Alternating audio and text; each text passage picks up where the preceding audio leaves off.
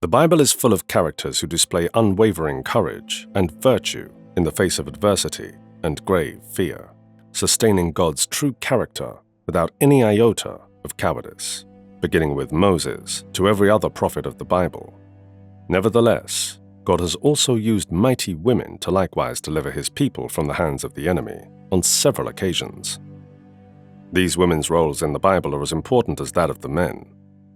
Who are these women, and what made them so courageous? For millennia, women have played significant and transforming roles in the Bible. Amazing women have followed God with bravery, confidence, and conviction, even though many of their stories are not well known. According to Proverbs 25:11, a word fitly spoken is like apples of gold in pictures of silver. Have you ever wondered what the appearance of a word delivered fitly is? Here are these 5 biblical women who, in their womanly way, were powerfully used by God and were courageous and obedient in their spirit-led interventions. Zipporah's courageous act was seen when Moses, along with their children, departed the cozy Midian to journey to Egypt, the home of the oppressed Jews, following his revelation from God that he would be their savior. Zipporah bravely embarked on this perilous adventure alongside her husband. When an angel of God appeared to murder Moses one night while they were sleeping at an inn, Zipporah knew that he was being punished for not having his newborn boy circumcised. However, Zipporah quickly saved her husband's life by performing a Brit Milah on their son.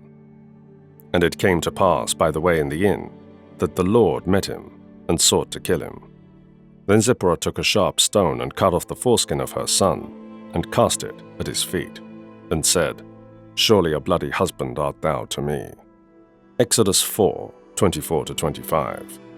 This single act by Zipporah saved the Jewish people's leader, Moses. Next, we look at Manoah's wife, who was the mother of Samson.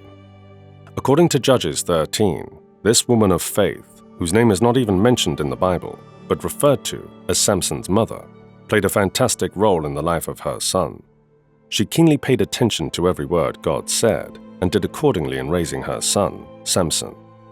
When Manoah's wife was first mentioned in the Bible, she had no children. It is also very interesting to note that other women of faith and strong courage, like Rebekah, Hannah, and Sarah, were among the other women who were barren as she was. However, Manoah and his wife were of the Dan tribe, which was granted land close to the Philistines, but eventually relocated to the northern area of the Promised Land. Not every Danite was obedient to God. Indeed, the Danites engaged in idolatry for the entire period that the house of God was located in Shiloh. Judges 18:31. Nevertheless, God planned to raise a deliverer for Israel from this tribe and this lady. And the angel of the Lord appeared unto the woman, and said unto her, Behold now, thou art barren, and bearest not, but thou shalt conceive, and bear a son. Judges 13:3. In Judges 13:22-23, following a visit from God, Manoah was tempted to panic and overreact, but his wife comforted him with words of faith that were wise and calm. From Manoah's wife, we look at another matriarch of faith, named Ruth.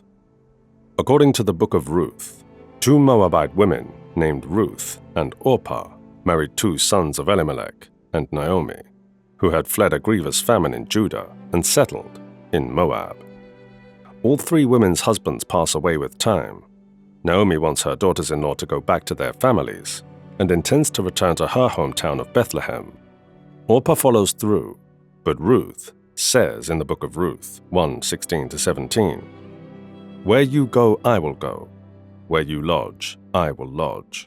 Your people shall be my people, and your God, my God, refusing to part from Naomi. Ruth travels to Bethlehem with Naomi, and afterward gets married to Boaz, a distant cousin of her late father-in-law. This singular act by Ruth represents unwavering commitment and loyalty. Ruth's act of courage was seen when Ruth politely called Boaz to acknowledge that God decided to give her safety, even though Boaz was gracious enough to beg for her protection from the Lord. And she went down onto the floor and did according to all that her mother-in-law bade her. And when Boaz had eaten and drunk, and his heart was merry, he went to lie down at the end of the heap of corn. And she came softly and uncovered his feet, and laid her down. And it came to pass at midnight that the man was afraid, and turned himself, and behold, a woman lay at his feet. And he said, Who art thou? And she answered, I am Ruth, thine handmaid. Spread therefore thy skirt over thine handmaid, for thou art a near kinsman. Ruth 3, 6-9. Next, we take a look at the story of a woman identified only as the Shunammite. The Shunammite woman is characterized as a well-to-do married woman from Shunem village. She was childless. This woman recognized Elisha as a genuine prophet and holy man of God, and she sought permission from her husband to set up a guest room for him. Elisha stayed in the guest room as he traveled that way frequently. In exchange for the woman's hospitality, Elisha asked Gehazi, his servant, how he might pay back this woman. Gehazi said that her husband is elderly and that she doesn't have a son. Elisha then gave the woman a call and assured her that by the following year she would have a son. The woman became pregnant, and the prophecy came true, but the story did not end there. The infant passed away on his mother's lap after contracting an illness a few years later. Without delay, she set out to locate Elisha and requested that he help her son recover. Elisha returned to Shunem with the woman. 2 Kings 4, 32-35 describes how courageous this woman was. Elijah prayed to the Lord, and her dead son came back alive. And when Elisha came to the house, behold, the child was dead, and laid upon his bed. He went in therefore and shut the door upon them twain, and prayed unto the Lord. And he went up and lay upon the child, and put his mouth upon his mouth, and his eyes upon his eyes, and his hands upon his hands. And he stretched himself upon the child, and the flesh of the child waxed warm. Then he returned and walked in the house to and fro, and went up and stretched himself upon him. And the child sneezed 7 times, and the child opened his eyes. Finally on the list, we will take a look at another courageous woman who saved the entire Jewish race from total annihilation.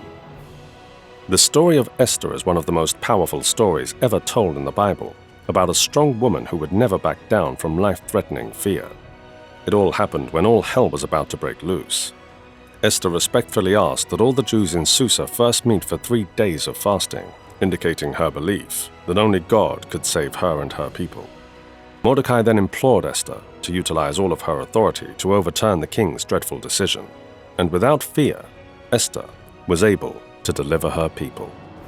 Go, gather all the Jews to be found in Susa, and hold a fast on my behalf, and do not eat or drink for 3 days, night or day.